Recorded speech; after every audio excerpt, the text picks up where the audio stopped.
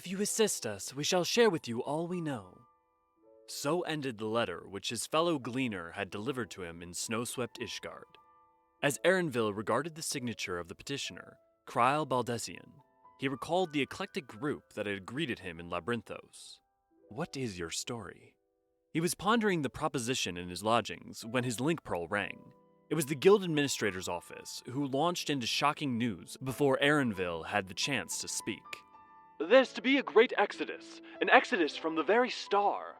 In frantic tones, the man relayed the details of the forum's announcement, the coming of the final days, as foretold by Hydaelyn, and the means by which they might escape to the moon. I knew they were hiding something. Even as he struggled to take it all in, he felt vindicated by the revelation. Time is of the essence. Do what you must and return to Sharlayan at once. Despite his best efforts, it took Erenville a full 3 days to return his animal charges to their natural habitats. Days during which he received unsettling reports of a calamity and chaos in the Near East.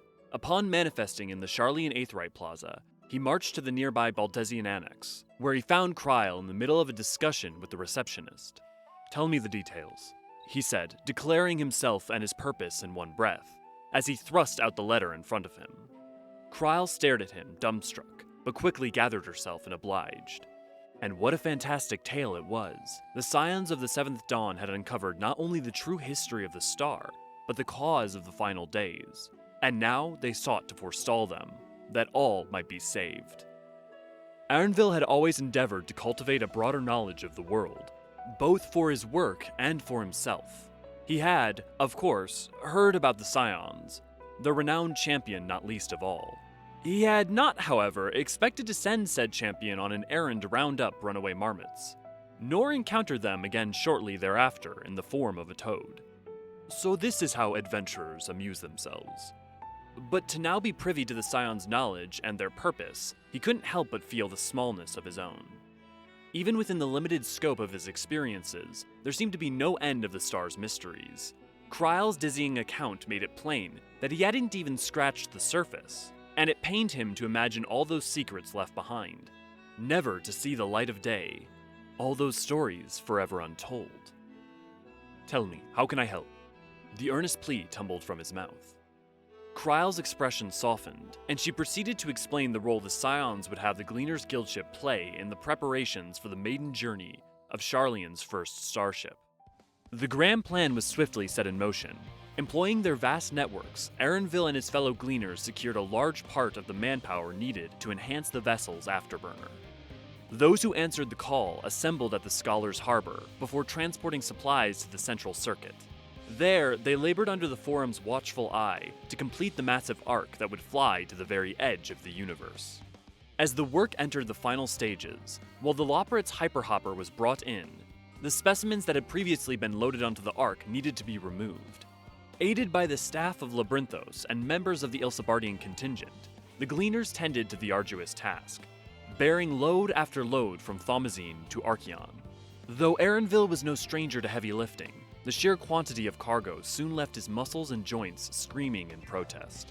He had delivered another crate to the lift, and was vainly trying to stretch out the kinks in his back, when a weary voice called out to him.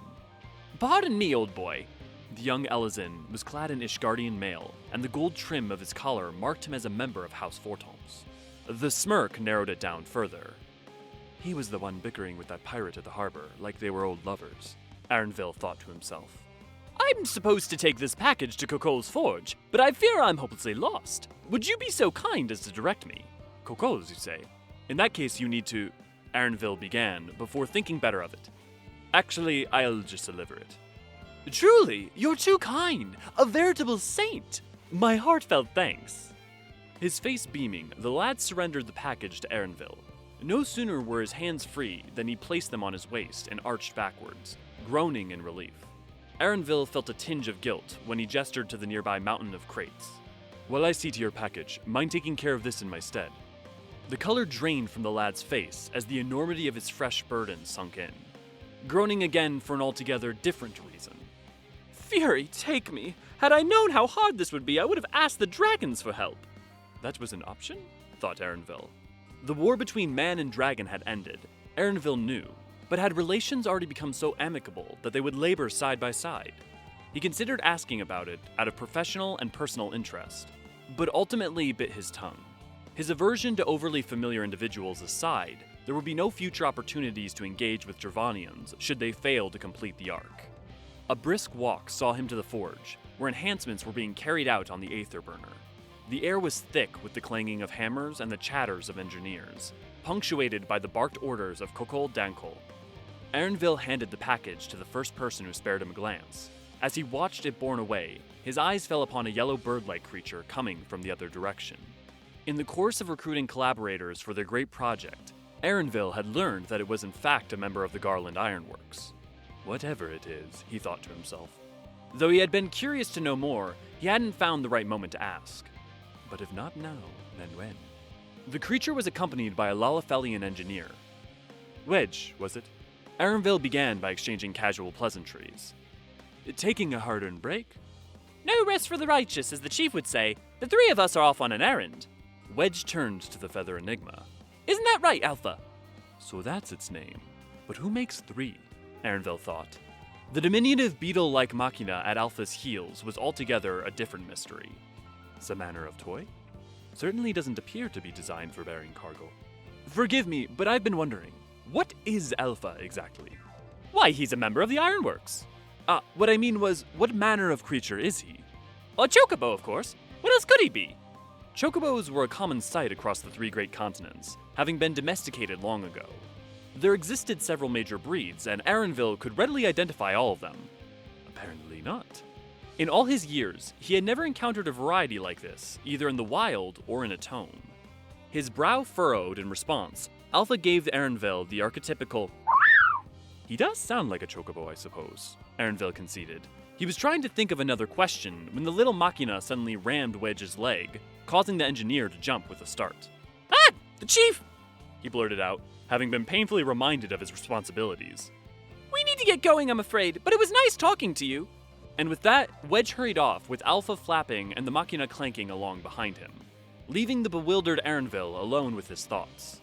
As he watched the last of Alpha's plumage disappear from sight, he found himself unsatisfied. There must be an incredible story there. It couldn't be ruled out that Alpha was an undescribed species. He himself had captured more than a few in his time. There were academics who were tasked with studying, classifying, and then naming such specimens, and they could doubtless do the same for Alpha. But to what end? The Scion's discoveries were a stark reminder that the truth has never been the province of a select few. Certainly not the Forum. Nor was the future set in stone, as the end of the 1,000-year war between man and dragon demonstrated. Elementary and obvious conclusions, perhaps, yet they conspired to make him wax philosophical. How does one identify the unknown, and at what point does it become the known? Think, keep thinking, and you will find your answer. Your tale. A passing engineer brushed against his shoulder, pulling Erenville out of his reverie. As the faces of those around him came into focus, he felt newfound appreciation for their individuality. The cryptic yet colorful snatches of overheard conversation, amidst a vivid landscape that suddenly stood out in sharp relief. There's so little I know, so much I have yet to learn. The Scions must triumph, and he would do his part to make it so. With one last stretch and a deep breath, he moved on. The mountain isn't going to move itself. Work on the Ark continued at a breakneck pace, as if the busiest months of the year had been condensed into a week. The Loperates scrambled to and fro, picking their way between porters as they imparted their knowledge to attentive Sharlayan scholars. Careful urgency was the order of the day, and even members of the Forum could be seen moving with uncharacteristic haste as they oversaw the efforts. Kokol's forge remained a source of boisterous commotion, with its master bellowing orders in an ever hoarser voice. Ironworks engineers were present in Thaumazian at all hours, toiling beside Hannish alchemists. Keeping this massive workforce fed were family members and servants and the staff of the Last Stand, who prepared meals in bulk, with ingredients sourced from Mariel's agronomics and the Mitato. Nary a moment passed when coffee, chai, and nutritional supplements weren't being distributed. Blankets were set aside for those who needed rest, and weary workers gently laid them over their slumbering peers. Eventually, the downpour subsided to a drizzle, and the gleaners began finding themselves free. By the time Erenville had made his last delivery, more than half his colleagues were idle. Nevertheless, they remained in Labyrinthos, ready to answer the call at a moment's notice. Until one day, when the ringing of a bell echoed throughout the artificial sky, when from the scattered amplification devices a crackling voice began to speak. Attention everyone, this is Ffxiv Levior. Hands halted, their work and feet froze in their tracks, as all listened intently. Ffxiv thanked them for their tireless labors and many sacrifices.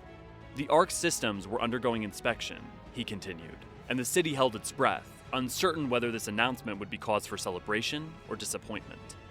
But the vessel itself stands completed. The stars are now within our reach.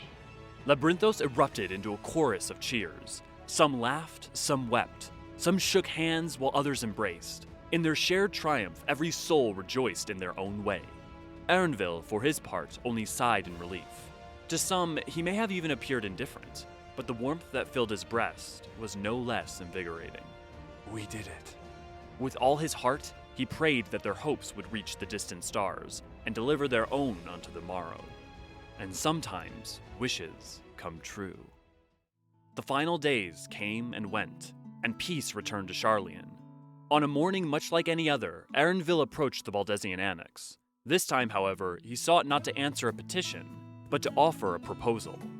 In exchange for helping to rebuild the students of Baldesion, he would request their assistance in restoring the archives to their proper order. While he was somewhat concerned he might be dragged into troublesome Scion business once more, deep down, he almost hoped it would happen.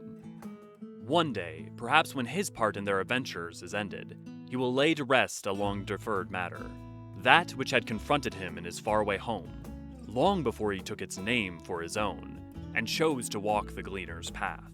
With renewed purpose, he strode through the annex's door to find Kryl, who again received him with a surprised look. And quietly he thought to himself, "Delight in their stories, but do not forget your own, for it is far from finished."